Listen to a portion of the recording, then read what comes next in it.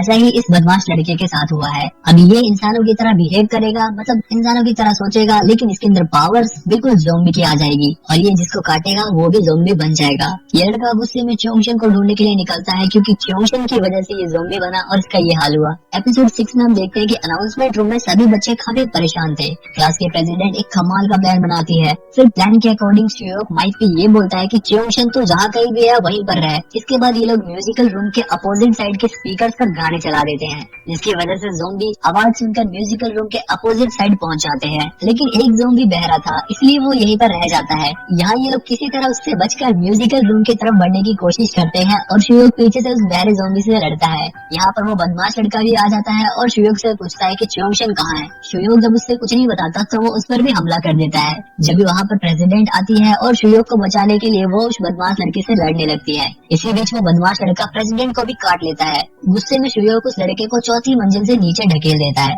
वहीं वो 4 बच्चे किसी तरह आर्चरी रूम में पहुंच जाते हैं, लेकिन ज़ॉम्बी से बचते हुए उनमें से एक के पेट में चाकू लग जाता है। लेकिन उससे बड़ी समस्या ये थी कि वहाँ का इमरजेंसी फोन भी काम नहीं कर रहा था, मतलब इनका ये प्लान भी फ्लॉप हो जाता है। दूसरी तरफ ये सभी लोग म्यूजिकल रूम में च्योंगशन के पास पहुंच जाते हैं। सभी च्योंगशन से मिलकर काफी खुश होते हैं, लेकिन जब उन्हें ये पता चलता है कि प्रेसिडेंट के हाथ पर उस बदमाश लड़के ने काट लिया है तो ये लोग काफी डर जाते हैं क्योंकि इन्हें लगता है कि अब ये भी ज़ॉम्बी बन जाएगी। वहीं क्वारंटाइन सेंटर में लोगों की जिंदगी काफी बदतर हो गई थी। ओंजो के फादर वहाँ से निकलकर अपनी बेटी को बचाना चाहते थे, इसलिए वो वहाँ के गार्ड को मारकर उसकी ड्रेस पहनकर वहाँ से भाग जाते हैं। च्योंगशन कहता है कि प्रेसिडेंट को उस बदमाश लड़के ने काट लिया है और अब ये भी ज़ॉम्बी बन जाएगी और हम सभी के लिए खतरा बन सकती है। लेकिन श्योक कहता है कि नहीं, प्रेसिडेंट को जिसने काटा वो ज़ॉम्बी नहीं बना था, इसलिए प्रेसिडेंट भी ज़ॉम्बी नहीं बनेगी। श्योक प्रेसिडेंट को पसंद करता था और वो ये नहीं चाहता था कि प्रेसिडेंट बाहर खतरे में जाए, लेकिन फिर भी ये लोग रिस्क नहीं लेना चाहते थे, इसलिए श्योक प्रेसिडेंट को अपने ही हाथों में बांध लेता है ताकि अगर वो इन्फेक्टेड भी हो तो वो और किसी को नुकसान ना पहुँचाए। यहाँ पर ये सभी बच्चे भूख प्यास से तड़प रहे थे। वहीं हम देखते हैं कि पिंक जैकेट वाली लड़की आराम से एक रूम में बैठ रखी है जिसमें बहुत सारी खाने पीने की चीजें हैं। वो खुद तो मजे से खा पी रही है, लेकिन अपने चिड़चिड़ेपन की वजह से वो दूसरों के बारे में बिल्कुल भी नहीं सोचती। बाकी लोग भले ही भूख से मर रहे हैं, उसे कोई फर्क नहीं पड़ रहा था। एपिसोड 7 में हम देखते हैं कि श्योक क्लास की प्रेसिडेंट को बता देता है कि वो उससे प्यार करता है, लेकिन उसे कहने से डरता था क्योंकि श्योक पहले लड़ाई झगड़ा करता था और प्रेसिडेंट क्लास की टॉपर थी। प्रेसिडेंट नामरा कहती है कि अब इन सब बातों का क्या फायदा, अब तो हम मरने वाले हैं। लेकिन वो कैमरे में कन्फेस करती है कि वो भी श्योक से प्यार करती है। वहीं हम देखते हैं ओंजी को, जिसकी शुरुआत में वीडियो बनाई गई थी जहाँ पर हमें पता चलता है कि इसे भी ज़ॉम्बी ने काट लिया था, लेकिन अभी तक ये भी ज़ॉम्बी नहीं बनी है। मतलब उस बदमाश लड़के की तरह इसके भी शरीर में वायरस पूरी तरह से फैल नहीं पाया है और ये भी आधा इंसान और आधा ज़ॉम्बी बन गई है। ऐसा ही क्लास की प्रेसिडेंट के भी साथ हुआ है और वो भी ज़ॉम्बी के काटने के बाद पूरी तरह से ज़ॉम्बी नहीं बन पाई है। मतलब अब इस तरह के टोटल 3 लोग थे, एक वो बदमाश लड़का, दूसरी वो लड़की और तीसरी प्रेसिडेंट नामरा। अब प्रेसिडेंट नामरा में भी ज़ॉम्बी की शक्तियाँ आ गई है। वो भी ज़ॉम्बी की तरह हर किसी भी आवाज को सुन लेती है और उनसे कहती है कि अब हमें यहाँ से चलना चाहिए, यहाँ पर काफी खतरा आने वाला है। इसके बाद ये सभी लोग स्कूल की छत पर जाने का प्लान करते हैं। वहीं हम देखते हैं डिटेक्टिव को, जो रेस्टोरेंट में था और वो उन बच्चों को अपने साथ लेकर ज़ॉम्बी से बचकर भागता है। रास्ते में उन्हें वो ब्लॉगर भी मिलता है जो ज़ॉम्बी के बीच में फंसा हुआ था। यहाँ पर डिटेक्टिव उसकी मदद करने के लिए रुक जाता है और डिटेक्टिव के साथ ही बच्चों को लेकर आगे चला जाता है। वहीं यहाँ पर सभी बच्चे स्कूल की छत पर ज़ॉम्बी से बचकर जाने की तैयारी करते हैं। यहाँ श्योक च्योंगशन को बताता है कि मैं प्रेसिडेंट से प्यार करता हूँ और मैं ये भी जानता हूँ कि तू ओंजो से प्यार करता है, तो तू उससे थोड़ा अच्छे से बात किया कर और उसके साथ डेट पर चला जा। वहीं आर्मी वाले भी इस वायरस का इलाज ढूंढने की कोशिश कर रहे थे। यहाँ पर उस पॉलिटिशियन के कहने पर आर्मी वाले स्कूल में एक हेलीकॉप्टर भेजते हैं ताकि स्कूल के बच्चे को रेस्क्यू किया जा सके। वहीं दूसरी तरफ सभी बच्चे ज़ॉम्बी से बचकर किसी तरह स्कूल की छत पर जाने की कोशिश करते हैं। वहीं स्टार्टिंग से वो लड़का अभी भी स्कूल की छत पर ही है और मदद का इंतजार कर रहा था। थोड़ी देर में वहाँ पर मिलिट्री वालों का हेलीकॉप्टर भी आ जाता है। वहीं बाकी बच्चे भी स्कूल की छत पर पहुँचते हैं और गेट खोलने की कोशिश करते हैं, लेकिन वो लड़का गेट नहीं खोलता। नीचे से ज़ॉम्बी भी आ रहे थे। च्योंगशन और श्योक ज़ॉम्बी को मारकर उन्हें रोके रखते हैं। वहीं बाकी लोग गेट खुलवाने की कोशिश करते हैं।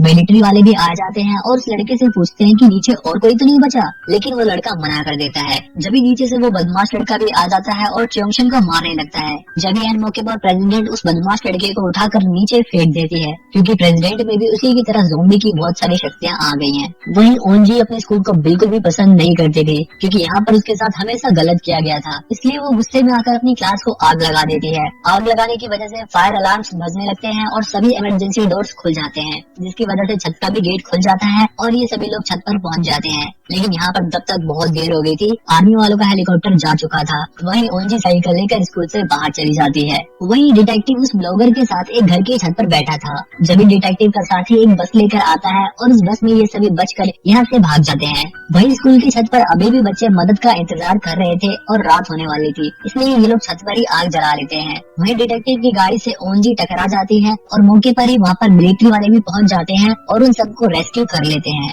ओंजी को भी वो रेस्क्यू कर लेते हैं, लेकिन आर्मी वालों को ये नहीं पता था कि ये भी एक ज़ॉम्बी है। दूसरी तरफ आर्चरी रूम में बच्चों को कोई मदद तो मिल नहीं रही थी, इसलिए वो एक दूसरे से बात करके एक दूसरे की लाइफ के बारे में जानने की कोशिश करते हैं। यही हाल ऊपर छत पर बैठे बच्चों का भी था। वो लोग आग के पास बैठकर अपनी जिंदगी के बारे में एक दूसरे को बता रहे थे। प्रेसिडेंट सबको बताती है कि उसका कोई भी दोस्त नहीं था। वो पहली बार दोस्तों के साथ आग जलाकर इस तरह से अपने दिल की बात कर रही थी। बाकी सभी अपने बारे में बताते हैं और यहाँ पर च्योंगशन भी ओंजो को बताता है कि वो उससे बहुत प्यार करता है। ये सुनकर ओंजो काफी गुस्से में आ जाती है और वहाँ से चली जाती है। च्योंगशन से कहता है कि जाओ से मना।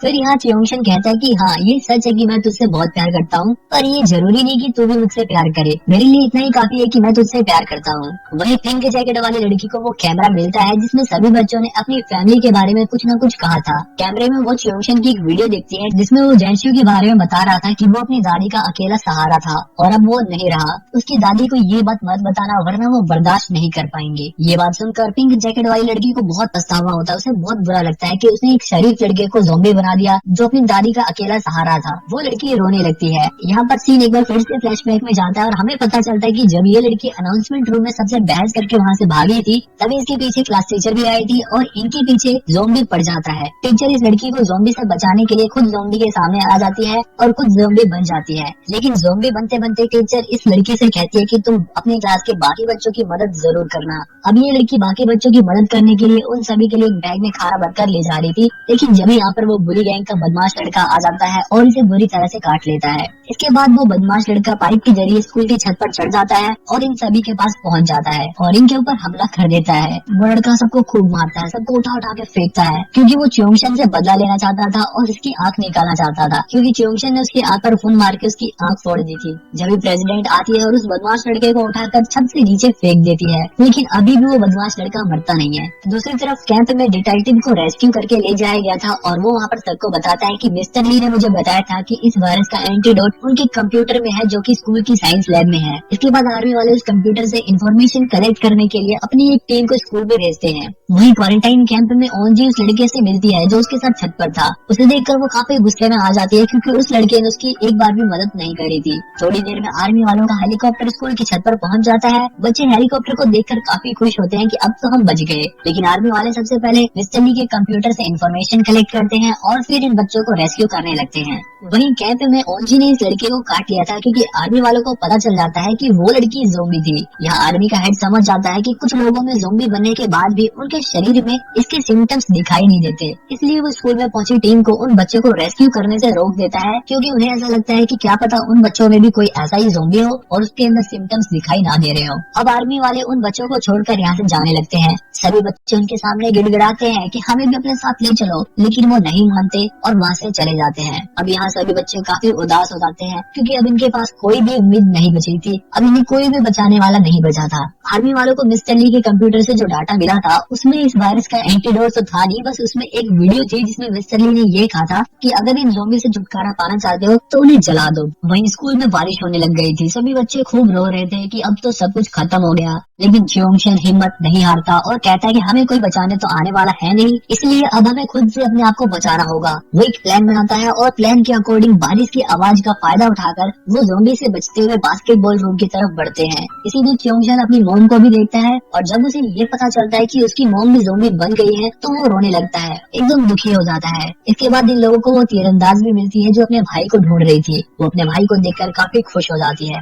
बास्केटबॉल रूम में पहुँचते पहुँचते एक दो बच्चे और ज़ॉम्बी का शिकार बन जाते हैं। किसी तरह बास्केटबॉल रूम में ये सभी पहुंच जाते हैं, लेकिन वहाँ पर भी बहुत सारे ज़ॉम्बी थे, इसलिए ये लोग उनसे अपनी जान बचाकर वहाँ के कमरे में छुप जाते हैं। वहीं ओंजो के फादर अपनी बेटी को बचाने के लिए किसी तरह स्कूल के पास पहुंच जाते हैं। दूसरी तरफ आर्मी वालों को ये पता चलता है कि इस सिटी के लोग अपनी जान बचाने के लिए ये जगह छोड़कर दूसरी सिटी में भाग रहे हैं, जिसकी वजह से इस वायरस का दूसरी सिटी में फैलने का रिस्क बहुत ज्यादा बढ़ गया है। वहीं ये सभी स्टूडेंट यहाँ से बाहर निकलने के लिए यहाँ बड़ी ट्रॉली और सामान का इस्तेमाल करके एक शील्ड बनाते हैं और उसके जरिए बाहर निकलने का प्लान बनाते हैं। इसी बीच च्योंगशन को एक चॉकलेट मिलती है, लेकिन भूख तो सभी को लगी थी और काफी गंदे वाली भूख लगी थी। च्योंगशन वो चॉकलेट खुद नहीं खाता बल्कि अपने दोस्तों को दे देता है। अब इन्होंने बाहर निकलने के लिए पूरी तैयारी कर ली थी, लेकिन इनके बाहर निकलते ही सारे ज़ॉम्बी इनको घेर लेते हैं और इनकी शील्ड को तोड़ने की कोशिश करते हैं। इसी बीच इनकी क्लास का एक और लड़का ज़ॉम्बी बन जाता है।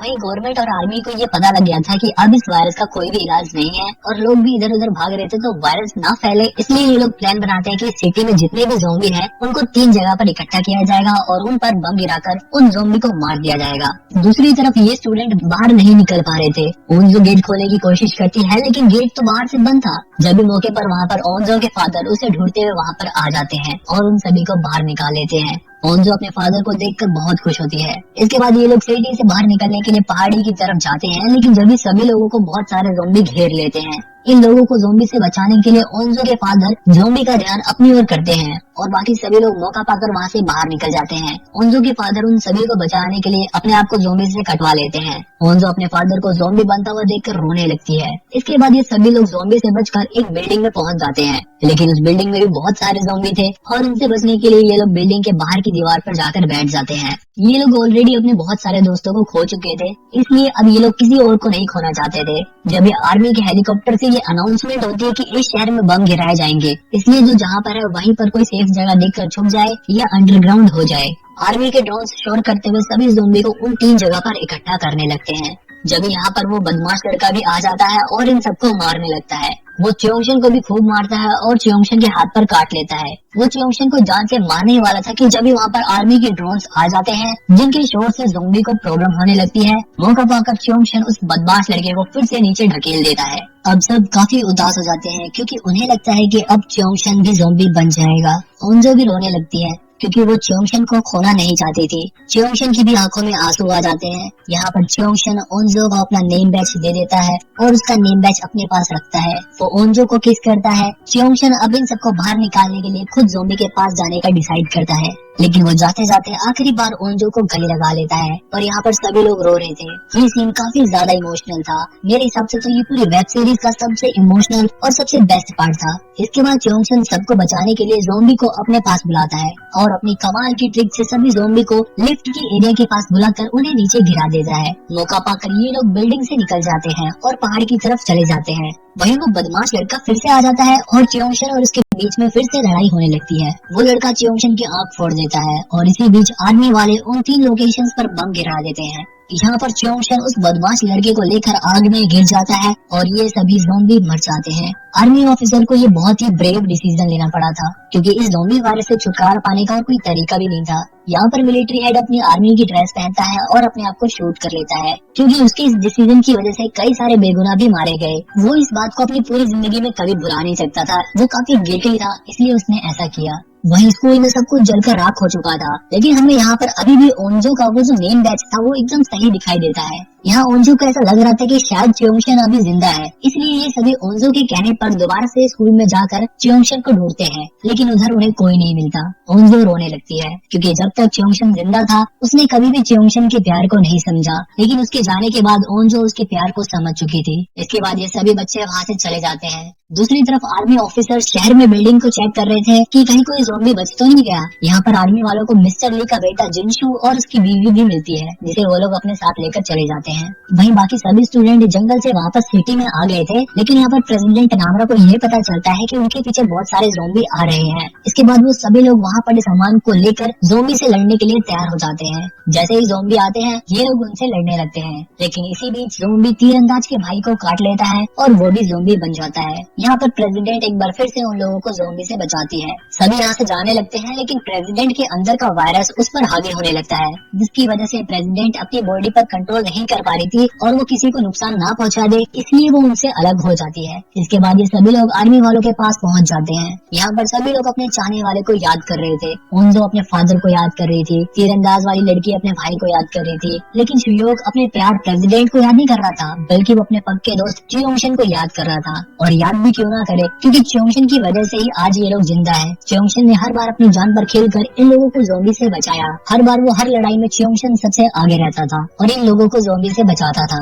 अगर आज ये लोग यहाँ पर हैं तो सिर्फ च्योंगशन की ही वजह से है। अब ये सभी रेस्क्यू सेंटर में ही रहते हैं और धीरे धीरे काफी समय बीत जाता है और अब सब कुछ नॉर्मल भी हो चुका था। यहाँ पर हम एक बार फिर से ओंजो को देखते हैं जो कैंप की दीवार को फांद कर वापस पहाड़ी पर जाती है और वहाँ पर एक पेड़ होता है जिस पर मरे हुए लोगों के नाम लिखे हुए होते हैं। यहाँ पर च्योंगशन का भी नाम होता है। ओंजो उनके नाम के आगे बहुत सारी खाने पीने की चीजें रखती है। यहाँ से जाते हुए ओंजो एक बार अपने स्कूल को देखती है। यहाँ पर उसे अपने स्कूल की छत पर आग जलते हुए दिखाई देती है, जिसे देखकर वो हैरान हो जाती है और वो वापस कैंप में जाकर ये बात शुयोग को बताती है और वो शुयोग से अगले दिन वापस उसी जगह पर चलने को कहती है। शुयोग बाकी लोगों को भी बुला कर लाता है और ये सभी लोग अगले दिन इसी समय आकर स्कूल की तरफ देखते हैं तो इन्हें स्कूल की छत पर आग जलते हुए दिखती है। इन्हें लगता है कि शायद प्रेसिडेंट नामरा अभी भी जिंदा है। ये सभी उसे ढूंढने के लिए वापस स्कूल की छत पर जाते हैं। स्कूल की छत पर पहुंचते ही जैसा कि इन्होंने सोचा था वहाँ पर प्रेसिडेंट थी। प्रेसिडेंट ने ज़ॉम्बी बनने के बावजूद अपने शरीर पर अच्छे से काबू कर लिया था। वो बहुत खुश थी कि इन जैसे लोग उसके दोस्त बने, लेकिन अब वो उनके साथ नहीं जा सकती थी।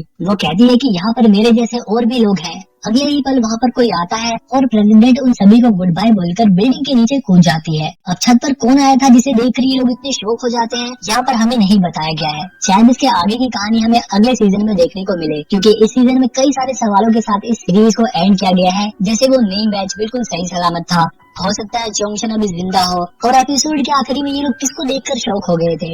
ऐसे बहुत सारे सवाल हैं जिनके जवाब हमें अगले सीजन में देखने को मिलेंगे। इस वीडियो को बनाने में बहुत मेहनत लगी है। अगर आपको वीडियो पसंद आए तो प्लीज लाइक करना और कमेंट में मुझे बताना कि आपको सबसे बेस्ट पार्ट कौन सा लगा।